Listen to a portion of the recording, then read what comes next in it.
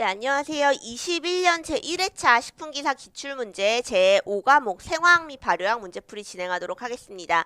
자, 1번 문제는요. 균체 외 효소에 관련돼서 나왔습니다. 균체 외 효소가 있다면 뭐가 있을까요? 균체 내 효소도 존재하겠죠. 균체 내 효소는 뭐예요? 세포질 내부에서 생산이 돼서 이렇게 밖으로 나갈 일이 없는 효소들을 우리 세포 내 효소라고 말합니다. 자, 반면에 세포 외 효소는 바로 뭐예요? 세포질 안에서 효소가 분비가 되었는데 이게 어떻게 밖으로 이렇게 분비되는 효소들을 우리 세포 외 효소라고 말을 합니다. 자, 그러면 얘네가 안에서 분비되고 밖으로 분비되는 기능의 차이가 있기 때문에 여기에 따른 기능성의 차이가 존재하겠죠. 그게 바로 뭘까요? 여기 효소의 역할 한번 봅시다. 아밀레이즈는 바로 뭐예요? 아밀로우즈를 분해시키는 효소고요. 프로테아제는요, 단백질을 분해, 그리고 펙티네이즈는 펙틴을 분해시키는 요소입니다. 뭔가를 분해시키려면 이 펙틴, 프로테아제, 아밀로우즈가 그 세포질 내부에 있는 게 아니죠. 세포질 외부에 있는 어떠한 물질을 분해시키려면 얘는 뭐 해야 돼요? 효소가 세포 외로 방출, 분비가 되었다는 뜻입니다. 그렇기 때문에 1번, 2번, 4번은 세포 외 효소가 맞겠고요. 정답은 3번 글루코즈 옥시데이즈가 되겠습니다. 다음 문제 넘어가도록 할게요. 2번 형기적 조건에서 근육 조직에서 에너지 전달 물질을 찾으라 그랬습니다. 자, 에너지 전달 물질 바로 뭐예요? ATP가 되겠습니다. ATP는 바로 뭐죠? 아데노신 트리포스페이트가 되겠죠. 포스페이트. 자, 아데노신 트리포스페이트 얘가 뭐래요? 포스페이트가 3개가 붙어 있대요. 이 ATP가 만들어지려면 어떻게 되죠? ADP에서 P가 하나 붙으면 얘가 ATP가 되겠죠. ADP는 뭐예요? 아데노신 다이포스페이트. 포스페이트가 2개 있다. 얘는 트리포스페이트. 포스페이트가 3개 있다가 되겠습니다. 자, 그럼 얘네를 전달해주는 물질은 바로 뭘까요? 2번 크레아틴 포스페이트가 되겠습니다. 넘어가도록 할게요. 다음 문제. 요소 회로에 관여하지 않는 아미노산을 찾아라 라는 문제네요. 자, 요소 회로는 바로 뭐죠? 요소 회로는 암모늄 이온들을 내가 방출시켜서 뭘로 요소로 유레아로 몸 밖으로 내빼는 방출시키는 회로를 우리가 요소 회로라고 말을 합니다. 자, 그 안에서 여러 가지 이러한 유기산들이 아미노산들이 생성이 되겠죠. 자, 어떻게 생성되는지 한번 볼게요. 요소 회로는요, 내 안에 있는 암모늄 이온이 뭐를 만나서 움직이게 되죠? 얘네가 처음에 2개의 CO2 분자와 2개의 ATP를 만나서 반응을 하게 됩니다. 자, 얘네가 만들어진 요소 회로가 굴러가는 원인이 뭐라고요? 이유가 뭐라고요? 여기 있는 이 암모니아를 내 몸 밖으로 배출시키기 위해서 만들어지는 겁니다. 자, 그럼 2개의 ATP를 만나서 뭐가 되죠? 카르보닐 포스페이트가 됩니다. 포스페이트가 되고요. 자, 그러면은 이 카르보닐 포스페이트는 다시 어떻게 변하겠죠? 얘네가 오르니틴을 만납니다. 오르니틴을 만나서 이번에는 시트룰린이 되겠죠.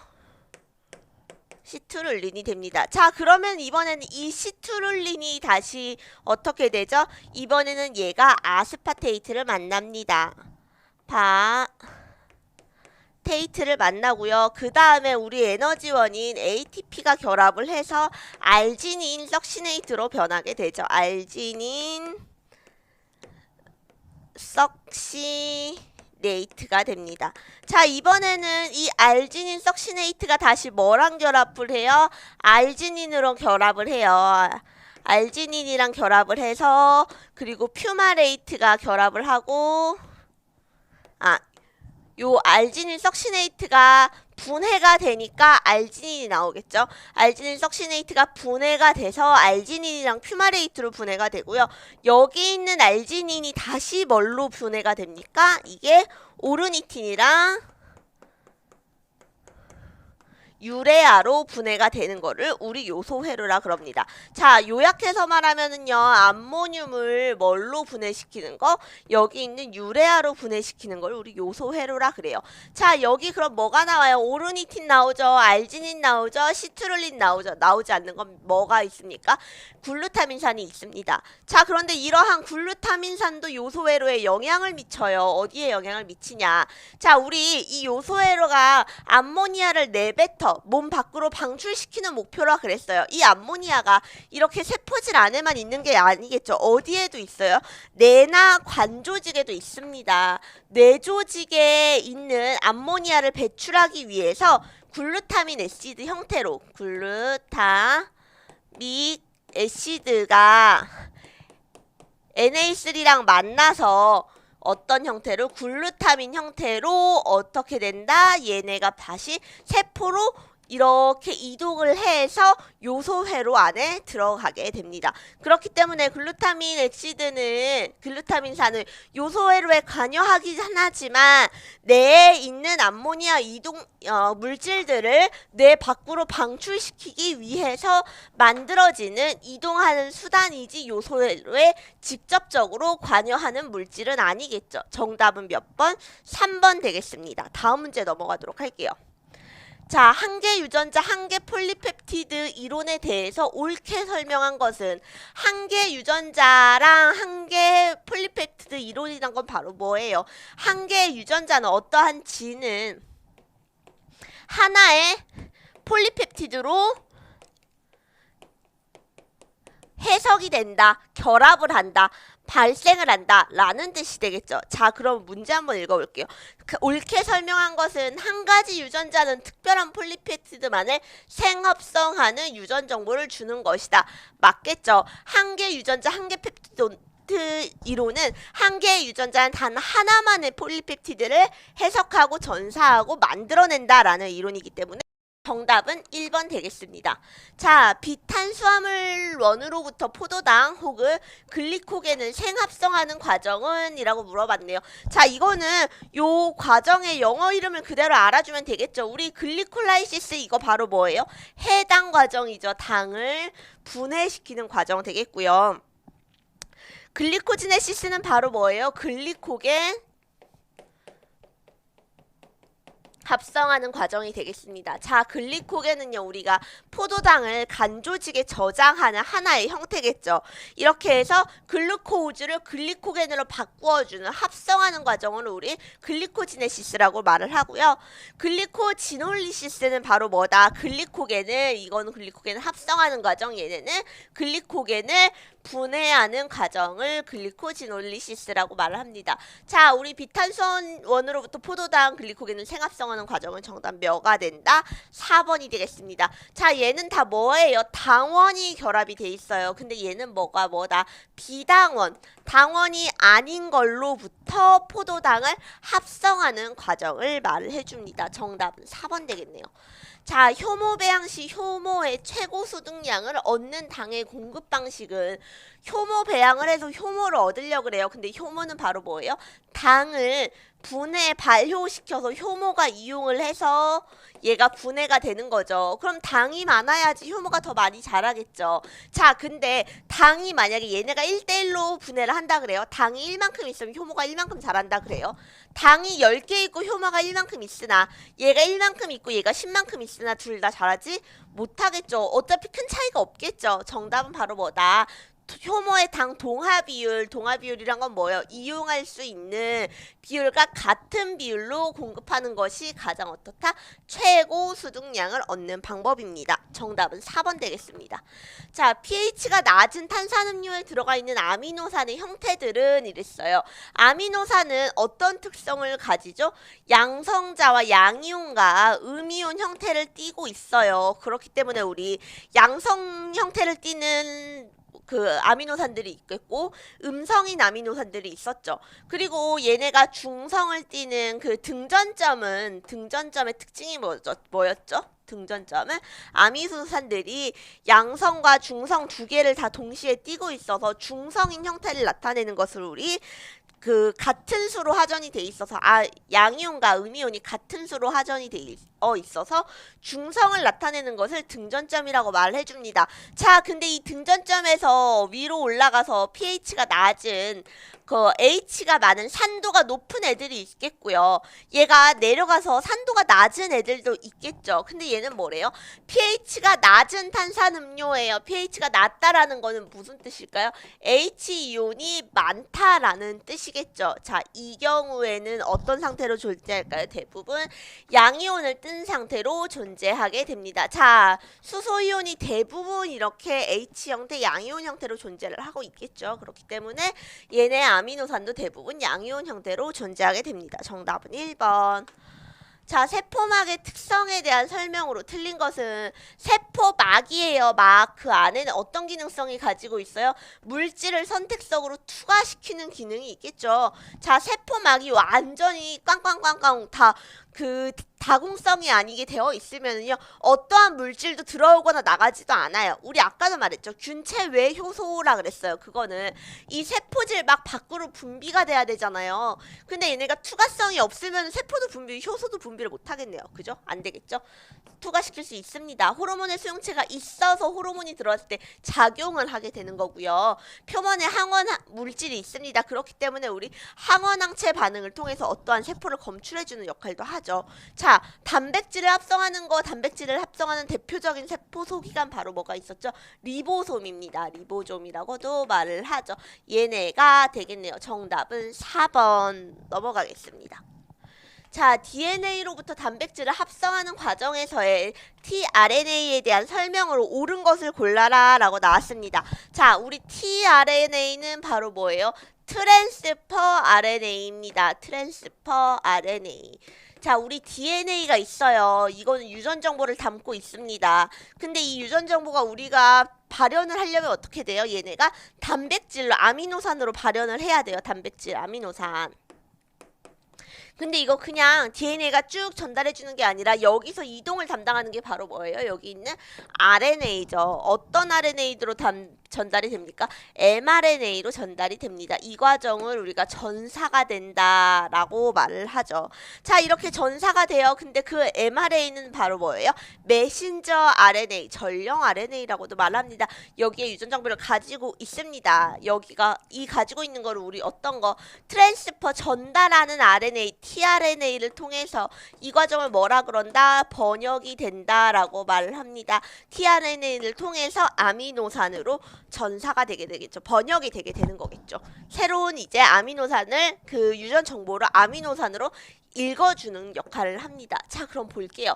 mRNA의 주령에 따라서 여기에 따라서 아미노산을 순서대로 결합시키기 위해서 아미노산을 운반하는 트랜스퍼라 그랬습니다. 운반하는 역할을 하겠죠. 정답은 1번 되겠습니다. 넘어가도록 할게요. 자, 1차 대사 산물을 높은 효율로 얻기 위한 방법 중에서 그 기작이 다른 것은 한번 골라볼게요. 자, 영양 요구성의 변이 이용, 아날로그 내성 변이 이용, 피드백 내성 변이 이용. 이거는요, 바로 뭐냐면은 세포 자체가 세포를 얻을 거예요. 대사산물로 예를 들어서 발효를 통해서 얻는다 그래요. 내가 여기 당원을 넣고 플러스 어떠한 미생물을 넣어가지고 여기에 대사산물 예를 들어서 락틱애시드를 얻으려 그래요.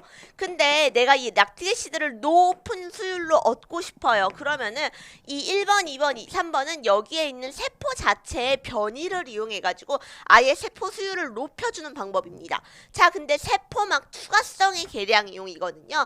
이미 이렇게 해서 똑같이 정형적인 방법으로 생산된 락틱 애시드를 투과성을 이용해서 변형을 시켜주는 겁니다. 자, 그래가지고 1번, 2번, 3번은 바로 뭐다?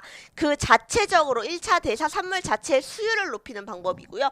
이거는 이 안에서의 특성을 이용해서 세포막 투과성의 계량은 이미 생산되어 있는 거에 수율을 높이는 거. 이거 자체는 생산량을 높이는 방법이고요. 이거는 생산되어 있는 거에 수율을 높이는 방법이다라고 생각하시면 될 것 같네요. 정답은 4번 되겠습니다. 넘어갈게요. tRNA 또 나왔습니다. 트랜스퍼 RNA라고 말을 했죠. 자, 트랜스퍼 RNA는 활성화된 아미노산과 특이적으로 결합을 합니다. 이게 뭘까요? DNA가 있고요. 그 DNA가 mRNA로 됐다가 그 mRNA를 어떻게 tRNA로 읽어준다고 말을 했습니다. 자, 그리고 아미노산 형태가 돼요. 우리 DNA에서 정보 아미노산으로 넘어오는 거 어떻게 돼요? 얘네가 유전자 예를 들어서 A, T, C, C, C, G 이런 식으로 세 개의 단위로 염기를 구성을 해가지고 전달을 해주는 거죠. 그럼 이 전달해주는 거를 자체로 예를 들어서 무슨 C, G, C면은 뭐 어떠한 뭐가 들어갈 무슨 글루타메이트다 이런 식으로 단백질의 형태로 예를 든 겁니다. 이거 아니에요. 이렇게 예를 들어서 이러한 형태로 단백질로 번역을 해줍니다. 해석을 해서 읽어주는 거죠. 우리 이렇게 염기 4개를 가지고는 3가지의 4, 4, 4니까 4, 4, 16의 64개의 조합이 나올 수가 있겠죠. 그 3개의 조합마다 약속된 아미노산이 있는 거고 그 아미노산으로 얘네가 해석이 돼버리는 거예요. 자, 그러면은 얘네가 이렇게 mRNA가 이렇게 염기 서열을 전달을 해주면은 우리 이렇게 3가지의 단위로 읽어주는 이거를 코돈이라고 말을 해줍니다. 코돈. 근데 이 염기들은 어떻게 결합이 되어 있냐면 A는 무조건 T로, G는 무조건 C로 서로 짝 맞춰서 이루어져야 돼요. 그렇기 때문에 얘가 만약에 mRNA가 A, T, C, C, C, G라고 해주면은 이걸 코돈 단위라고 해주면은 얘가 tRNA는 뭐를 가지고 있냐면 안티코돈을 가지고 있습니다. 안티코돈을 가지고 있어서 이거를 반대편에서 읽어주는 거예요. A면은 여기는 T가 붙고 T면은 C가 붙고 뭐 C면은 G가 붙는구나 이런 식으로 해석해서 읽어주게 되고요. 이걸 안티코돈이라고 말합니다. 자, tRNA에 대한 설명으로 틀린 것은 안티코돈을 가지고 있다. 맞죠? 활성화된 아미노산과 특이적으로 결합한다. 맞죠? 코돈을 가지고 있어서 RNA와 결합한다. 이거는 바로 뭐라 그랬습니까? 코돈을 가지고 있는 거는 mRNA가 되겠죠? 정답은 3번 되겠네요. 넘어가겠습니다. 자, 인벌테이지에 대한 설명으로 틀린 것을 골라라 라고 했습니다. 인벌테이지는 바로 뭐예요? 수크로우즈, 우리가 흔히 알고 있는 설탕이죠. 설탕을 분해하는 효소를 우리 인벌테이지라 그럽니다. 자, 수크로우즈는 뭘로 이루어져 있어요? 한 분자의 글루코즈와 한 분자의 프럭토우즈로 구성이 되어 있습니다. 프럭토우즈로. 그러면은 내가 인벌테이지를 스크로우즈에다가 설탕에다 인벌테이지를 넣어주면 얘네가 이렇게 분해가 되겠죠. 자, 그거에 대한 설명으로 틀린 것을 골라라 라고 나왔습니다. 활성 측정은 스크로우즈에 결합이 아니죠. 분해시켜주는 건데 정답은 얘가 되겠네요. 자, 스크레이즈 또는 사카레이즈라고 말합니다. 사카로우즈라고도 하니까 설탕을 맞겠죠. 가수분해와 프락토즈의 전달 반응을 촉매한다. 얘를 분해한다 그랬으니까 가수분해 맞습니다. 스크로우즈를 다량 함유한 식품에 첨가하면 결정 석출을 막을 수 있습니다. 스크로우즈를 분해시켜서 다른 당으로 만들어주니까 스크로우즈가 흰색이 결정으로 용출되는 것을 막을 수가 있겠죠. 정답은 1번 되겠습니다. 자, 93번 주정 발효시 술mit의 젖상균으로 사용되는 것은 어떤 것입니까? 라고 나왔네요. 자, 술mit의 젖상균이래요. 우리 일단 젖상균 발효에 가장 많이 사용하는 거는 락토바실러스 되겠죠. 그 중에 불가리커스랑 플란타름은 주로 어디에 써요? 유산균으로서 우리 발효유나 김치 발효에 주로 사용되는 균입니다. 술mit에서 사용하는 거는 2번이 되겠네요. 넘어가도록 할게요. 당밀 원료를 주정으로 제조할 때 발효법이 투 스테이지 메소드의 특징이 아닌 것은 무엇입니까? 나왔어요. 당밀을 원료로 주정을 제조한대요. 그럼 당을 뭘로 발효하는 거죠? 주정이니까 알코올로 나는 발효를 시킬 거예요. 자, 근데 이렇게 발효하는 방법에는 2가지 방법이 있습니다. 첫 번째는요, 밀폐식 발효예요. 밀폐식이라는 거는 이름 그대로 내가 하나의 배지에다가 당원을 놓고 효모를 놓고 여기에서 계속 발효를 시키는 거예요. 밀폐시켜 놓고 변화가 없이. 자, 이렇게 하면 장점이 뭐가 있을까요? 계속 막혀있고 밀폐가 되어 있으니까 잡균의 오염, 외부로부터 오염이 될 수 있는 가능성이 어떻다? 낮습니다. 그리고 수율이 계속 발효시키다 보니까 한번 발효되고 또 발효되니까 수율이 높아지고요. 수율이 높다라는 건 주정 농도가 높은 술덧을 얻을 수가 있는 장점이 있습니다. 하지만 단점은 뭐예요? 수율에 비해서 운전 비용이 높게 든다라는 게 단점이겠죠. 자, 두 번째는요. 여기서 말하는 이 투 스테이지 메소드입니다.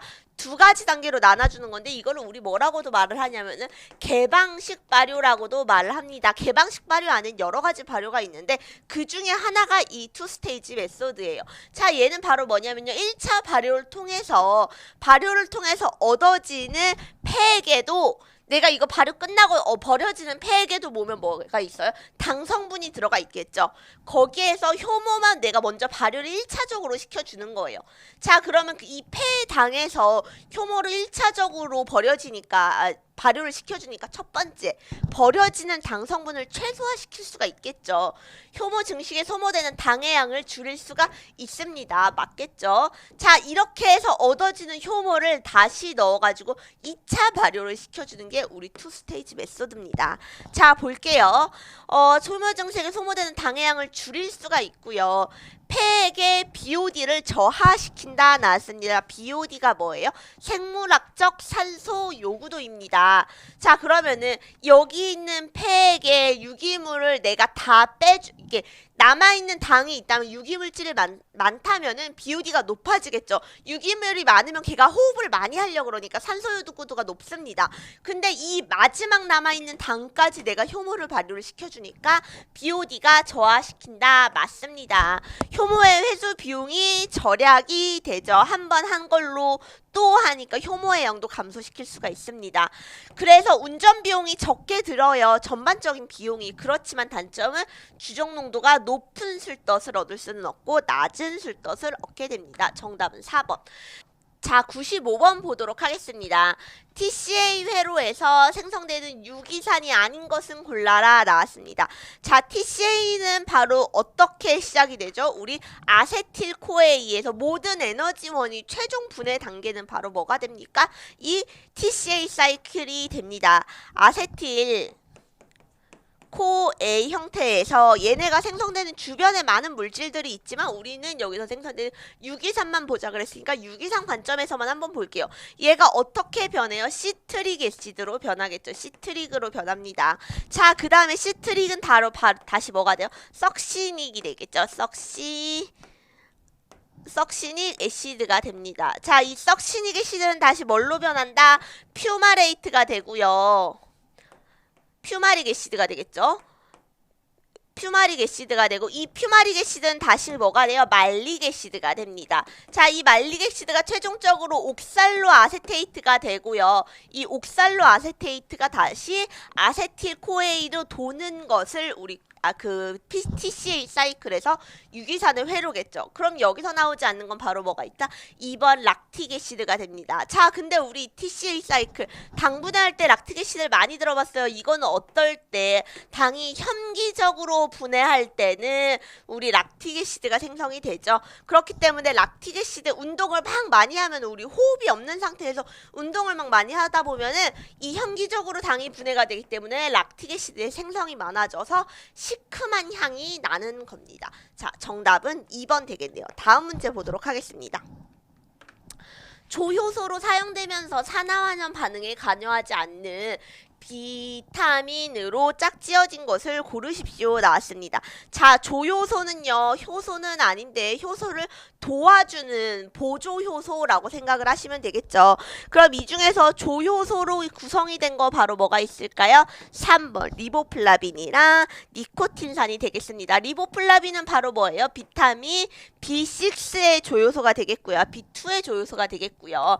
니코틴산은 비타민 B 컴플렉스의 조효소가 되겠죠. 정답은 3번이겠네요. 넘어갈게요. 자, 97번 보겠습니다. 지방간의 일방인자면서 생체 내에서는 세린과 에타놀아민으로부터 합성되는 비타민 B 복합체를 고르라고 나왔네요. 자, 우리 생체 내에서 세린과 에타민 아민으로부터 합성되는 비타민 B 복합체 중에서 어떤 거? 지방간의 침착을 막는 예방인자는 바로 몇 번? 2번 콜린이 되겠습니다. 자, 콜린은 어디에 사용돼요? 우리 세포 세포막의 구성 성분이죠. 그러면서 어떤 역할? 신경 전달을 하는 물질이 됩니다. 자, 근데 얘네가 어떻게 된다? 지방간에, 그 말은 지방간이라는 건 뭐예요? 간에 지방이 침착되는 것을 우리 지방간이라고 말을 하죠. 지방간에는 우리 시기에 따른 지방간도 있고 비알코올성, 알코올에 의하지 않은 지방간이 존재할 수도 있겠죠. 자, 그런데 이렇게 지방이 간에 침착되는 것을 막는 역할을 하는 건 바로 뭐다? 2번 콜린이 되겠습니다. 자, 넘어가도록 할게요. 1몰의 포도당으로부터 생성되는 알코올의 이론적인 수득량을 퍼센테이지로 나타난다면 나왔습니다. 자, 우리 이거 알코올 발효가 되겠네요. 1몰의 포도당을 C6H12O6가 되겠습니다. 이러한 포도당은 뭘로 분해가 되죠? 두 분자의 알코올로 분해가 되겠네요. 그리고 두 분자의 CO2로 분해가 됩니다. 자, 우리 이거 분자량 한번 계산을 해볼까요? 탄소는 12 곱하기 6 더하기 1 곱하기 10이니까 12 더하기 16 곱하기 6이 되겠습니다. 이거 다 더해주면 뭐가 나와요? 180이 나옵니다. 자, 우리 포도당의 분자량 주어지지 않는 경우가 많으니까 포도당의 분자량은 외워주시면 좋아요.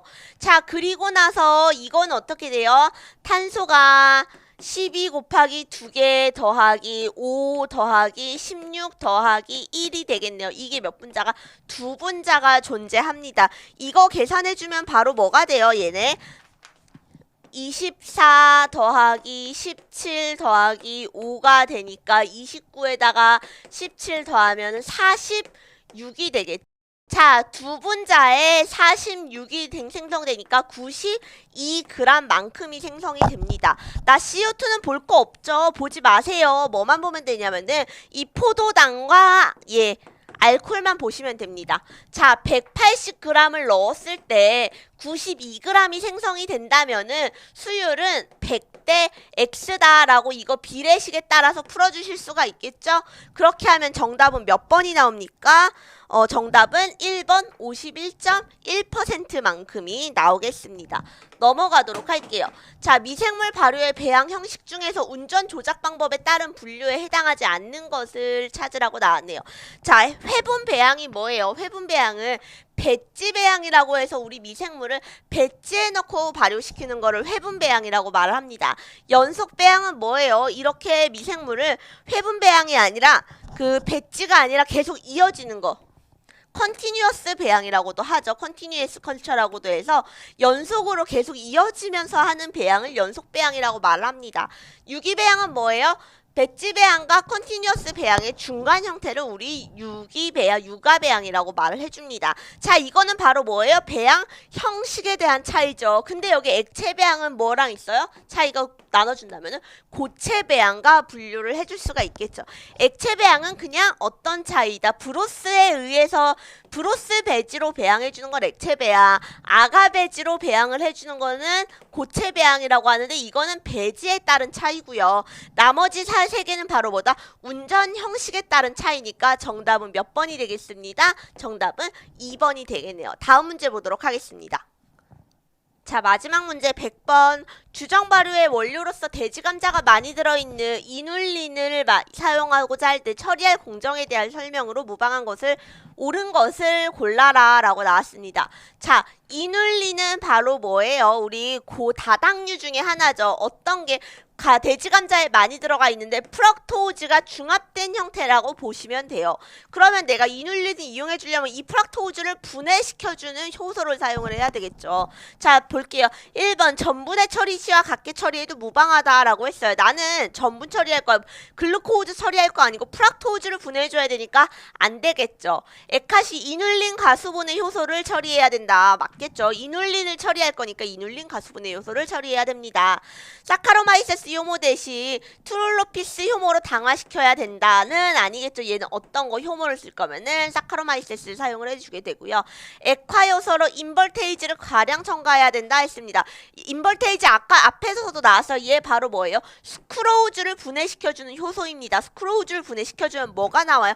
프럭토우즈가 나오기는 해요. 하지만 난 프락토우즈 중합체를 부숴줄 거잖아요. 가수 분해시켜줄 거잖아요. 그럼 4번이 아니라 정답은 2번이 되겠죠. 자, 우리 여기까지 해서 문제풀이 마치도록 하겠습니다. 수고하셨습니다.